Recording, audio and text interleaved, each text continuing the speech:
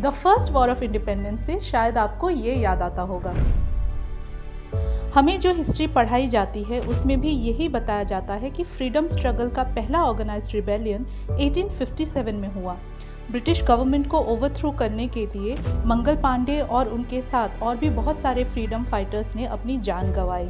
But आज मैं आपको ऐसे हीरो के बारे में बताना चाहती हूँ जिनका नाम हमारे हिस्ट्री बुक्स में से छूट गया।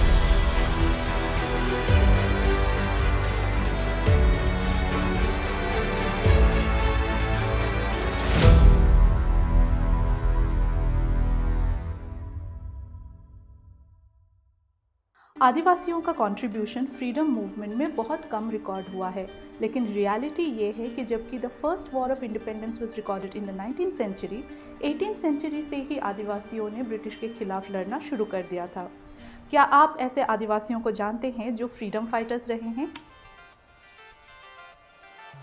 तिलका माझी was born on February 11, 1750 in Sultanganj, Bihar. He soon became the chief of Santali community and was bestowed the title of Maji. The members of East India Company gave him the title of Jabra Pahadia, which meant village head with red angry eye.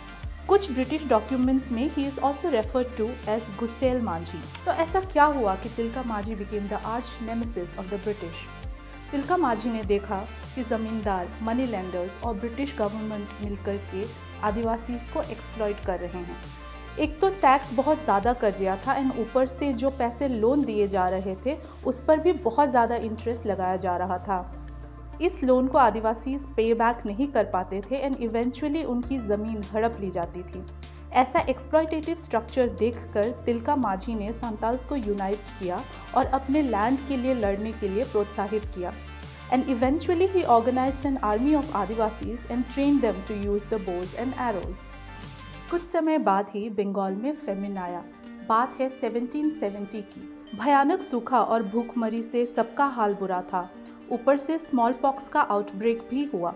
इस पूरे समय British colonisers ने भारत के अनाज को horde करके अपने पास रख लिया, जिससे करीब 30 लाख लोगों की डेथ हुई। अपने लोगों की ये हालत तिलका माझी से देखा नहीं गया। And so he looted the treasury of the company and distributed it amongst the poor. What a brave man he was. उनके इस वैलियंट एक्ट ने और आदिवासियों को इंस्पायर किया और ऐसे शुरू हुआ द रिवॉल्ट ऑफ सांताल 1771 से 1784 तक। तिलका ने कभी ब्रिटिशर्स के आगे सरेंडर नहीं किया। 1784 में तिलका माझी और उनके साथियों ने पहला आर्म्ड रिबेलियन शुरू किया। केवल धनुष और तीर के सहारे उन्होंने अगस्टस क्लीवलैंड को अटैक किया, जो कि ईस्ट इंडिया कंपनी के एडमिनिस्ट्रेटर थे।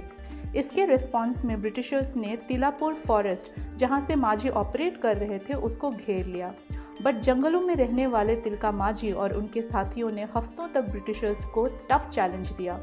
बट सैडली उन्हें पकड़ लिया गया और फिर घोड़े से बांधकर और घसीटकर भगलपुर लाया गया। उसके बाद उनकी खून से लथपथ बॉडी को एक बैनियन ट्री से लटका दिया गया। इंडिया के इंडिपेंडेंस के बाद उसी जगह पे सांथाल कम्युनिटी के लोगों ने अपने प्यारे लीडर की मूर्ति की स्थापना की। What a moving and inspirational story of an adivasi freedom fighter. Unfortunately Tilka Majhi और सांथाल हुल को हिस्ट्री बुक्स में प्रोमिनेंट जगह नहीं मिली, बट कुछ बहुत अच्छे लिटरेचर में उनकी स्टोरी पढ़ी जा सकती है। फेमस बंगाली राइटर महेश्वता देवी और हिंदी नॉवेलिस्ट राकेश कुमार सिंह ने उनकी स्टोरी को लिखा है। आइए आज बाबा तिलका माझी के बर्थ एनिवर्सरी पे हम उनकी स्टोरी को पूरी दुनिया तक पहुंचाएं। जोहार।